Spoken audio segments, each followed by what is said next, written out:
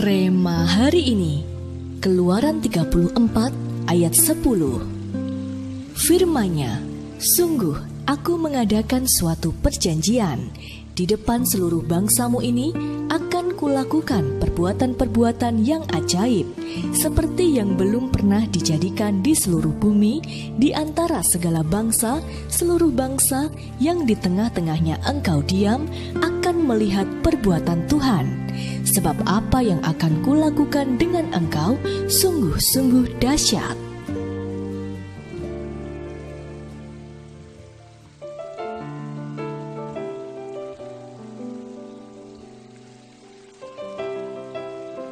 Ada sebuah masa ketika bangsa Israel dikuasai bangsa Midian selama 7 tahun.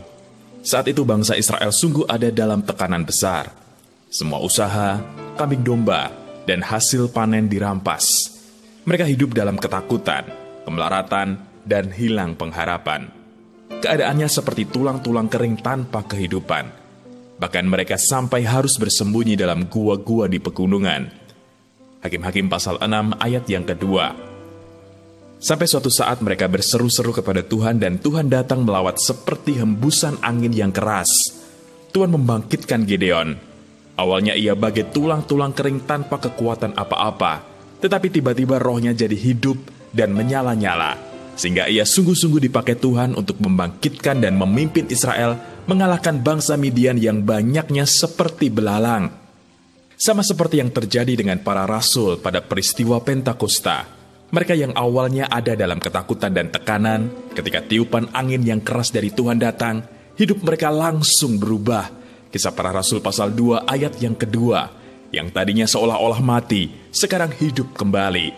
Tadinya tanpa kekuatan, sekarang jadi penuh kuasa. Tadinya ada dalam tekanan, sekarang penuh keberanian mendemonstrasikan kuasa Tuhan. Hembusan angin yang keras itu pun membawa mereka menjadi tanda ajaib di depan banyak bangsa. Jelas, ada kuasa yang luar biasa ketika tiupan angin Roh Kudus itu dihembuskan. Hal ini juga yang akan terjadi dalam hidup kita. Percayalah Tuhan sedang menghembuskan angin Roh Kudus-Nya. Yang hilang harapan akan diberikan harapan baru, yang lebih besar dan lebih luar biasa. Yang sakit akan disembuhkan, yang hidup dalam tekanan akan diberi keberanian. Semua itu dikerjakan oleh Tuhan. Bagian kita adalah tetap percaya, pegang janjinya, dan tetap melakukan yang terbaik. Maka ketika hembusan angin profetik Roh Kudus sungguh-sungguh datang melawat kita, Dia mendapati kita siap. Haleluya!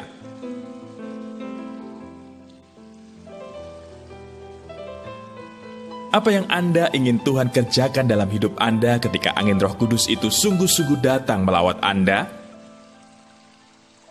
Adakah yang menghalangi Anda untuk semakin percaya bahwa Tuhan akan datang melawat hidup Anda? Bagaimana cara Anda mengatasinya? Apa yang sudah Anda lakukan supaya Anda didapati siap ketika angin itu datang? Tuliskan komitmen Anda.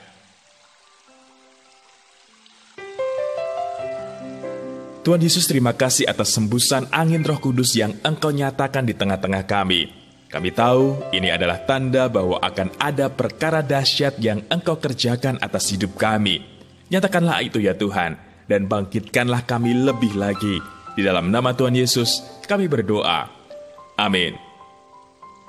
Begitu angin profetik Roh Kudus berhembus, maka kegerakan besar dan mujizat-mujizat besar pasti terjadi.